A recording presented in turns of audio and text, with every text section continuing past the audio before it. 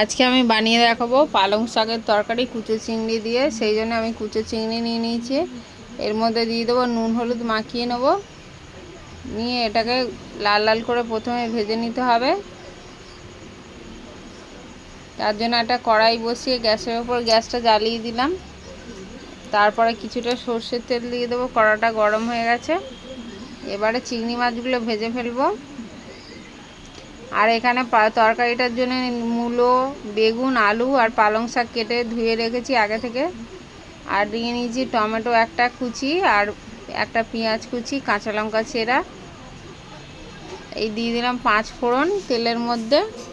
চিংড়ি মাছটা ভাজা হয়ে গেছে। এবারে দিয়ে দেবো পেঁয়াজ কুচোনো, কাঁচা লঙ্কা চেরা। এগুলো দিয়ে লাল লাল করে ভেজে নেব। তারপরে দিয়ে দেবো মূলো, আলু, বেগুন কাটা, এটা দিয়ে দেবো তেলের ওপরে। দিয়ে একটুখানি নুন হলুদ দিয়ে ভাজতে হবে।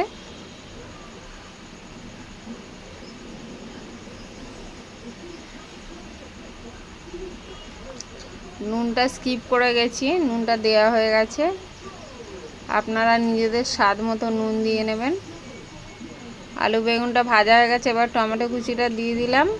এবার ওপর থেকে একটুখানি আদা গ্রেট করে দিয়ে দেবো। দিলে এর করতে আর কোনো মশলা ব্যবহার করব না, এটা দিলেই হয়ে যাবে। আর এবার শাকগুলো দিয়ে আমি চাপা দিয়ে দেবো কিছুক্ষণের জন্যে। দিয়ে একটা ঢাকনা চাপা দিয়ে দিলাম। এবার আমার ভিডিওটা যদি ভালো লেগে থাকে লাইক কমেন্ট শেয়ার করবেন। ফেসবুক থেকে দেখলে আমার পেজটি ফলো করবেন, আর ইউটিউব থেকে দেখলে আমার চ্যানেলটি সাবস্ক্রাইব করবেন।